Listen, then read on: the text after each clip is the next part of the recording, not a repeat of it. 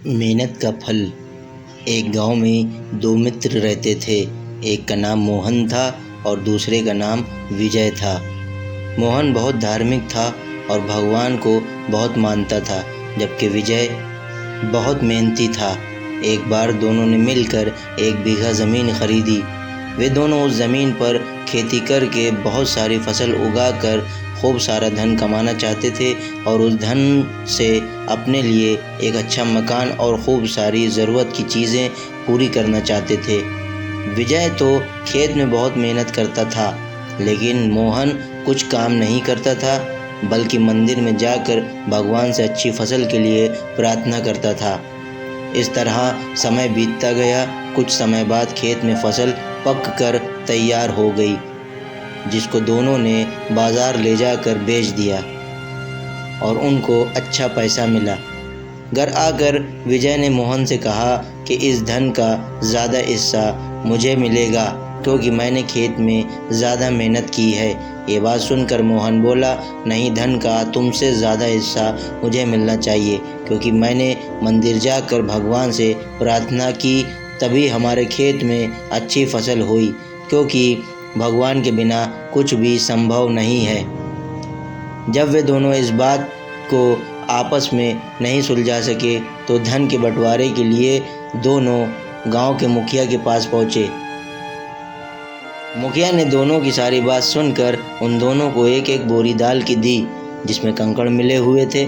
मुखिया ने कहा कि कल सुबह तक तुम दोनों को इसमें से दाल और कंकड़ अलग करके लाना है, तब मैं निर्णय करूंगा कि धन का ज़्यादा हिस्सा किसको मिलना चाहिए।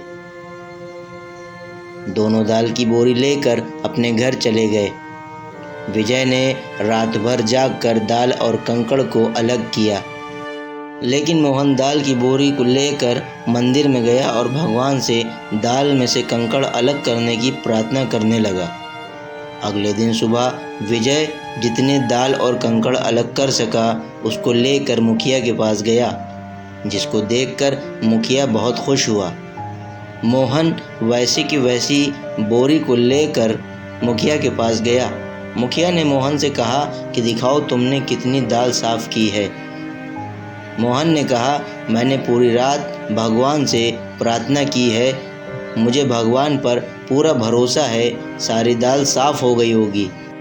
जब बोरी को खोला गया तो दाल और कंकड़ वैसे के वैसे ही निकले। मुखिया ने मोहन से कहा कि भगवान भी तभी सहायता करते हैं जब तुम मेहनत करते हो।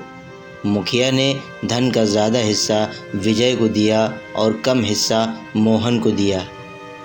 इसके बाद वे दोनों अपने घर आ गए। तब से मोहन भी विजय की तरह खेत में मेहनत करने लगा और अब की बार उनकी फसल पहले से भी अच्छी हुई। दोनों फसल देखकर बहुत खुश हुए।